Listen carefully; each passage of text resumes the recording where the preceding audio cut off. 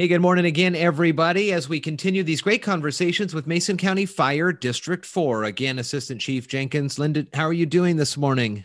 I am great. How are you doing today? Good. It was good talking with you last week about things to prepare in the event of a fall. The next thing we want to talk about is preparing ourselves for power outages.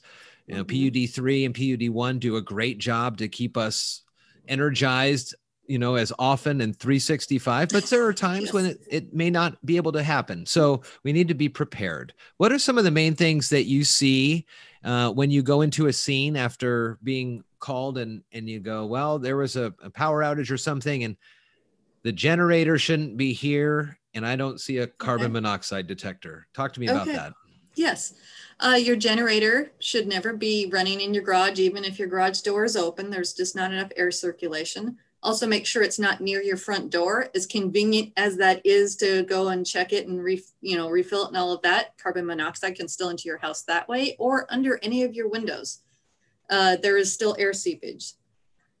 Also, make sure that you have gas around to keep your generator running. When it's out and the power's out or we're in a storm, that's not the time that you're going to be able to find to refill it.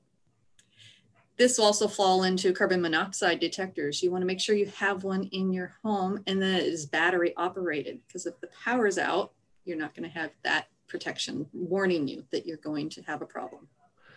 If this was the year to pick up the generator from the store, how do you go about assessing what needs to be plugged into it? Some of that is going to be a personal decision on what's important to you in your house. If you use medical devices that need to be powered, that would be your first choice, primary. Next, I would choose a heating source, depending on what you heat with, and your refrigerator, your freezer, your food. Those are your things that you need to stay alive.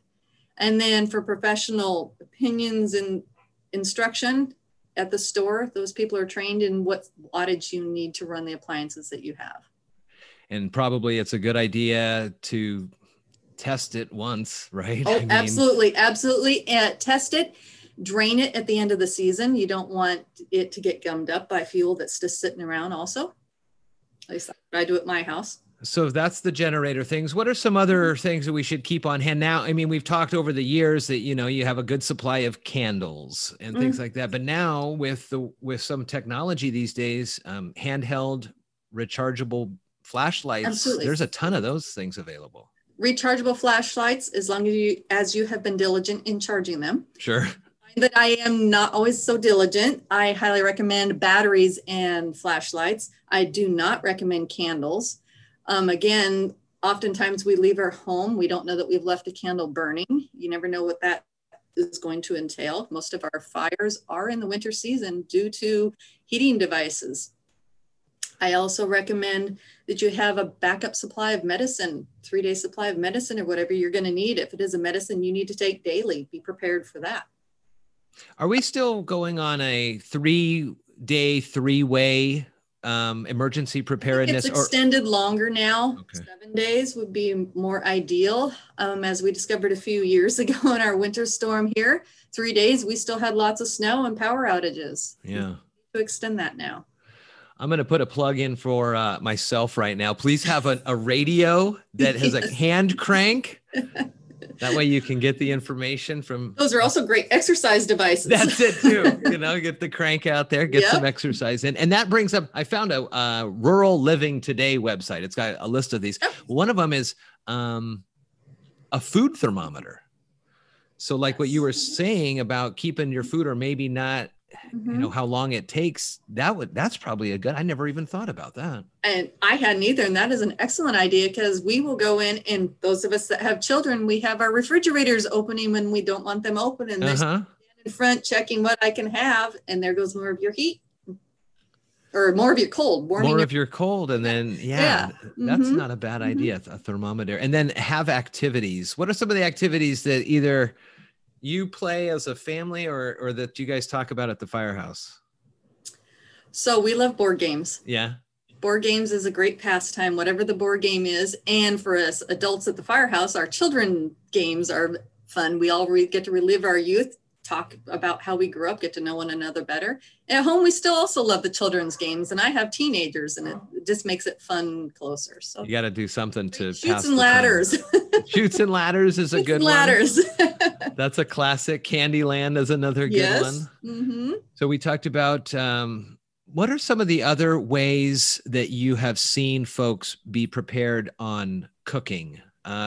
Some people will use like their fireplaces if they have that availability to cook on the top of that. Yes. What are some I other have ways? seen others who like to get out the camp stove. Now with your camp stove, you have to make sure you have great airflow around it and in your house, because that's another source of carbon monoxide poisoning if you're cooking with your camp stove.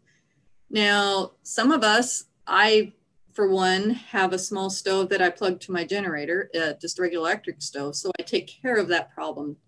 I don't worry about the carbon monoxide. But you can also cook on your back porch with your camp stove, but make sure it is off.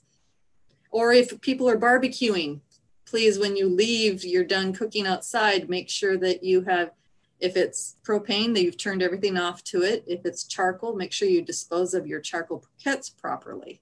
Don't leave them sitting on in a plastic bucket on your deck. And you mentioned keeping the generators out of the garages. What about the barbecues? Don't barbecue in your garage either. It still will be a great source of carbon monoxide poisoning. There are plenty of ways that you can be prepared for a power outage. We went over some of them here, and just make sure you've got enough food, water, medicine, and supplies to keep you and your family safe and healthy during the duration. Again, back to PUD 1 and 3. They've done great jobs over the years to really limit the amount of actual power outage days and hours, but it still happens. So we just got to be prepared. Yes, Mason County Fire District 4 Assistant Chief Linda Jenkins. Good to talk with you again. Good talking with you again, too. Thank you.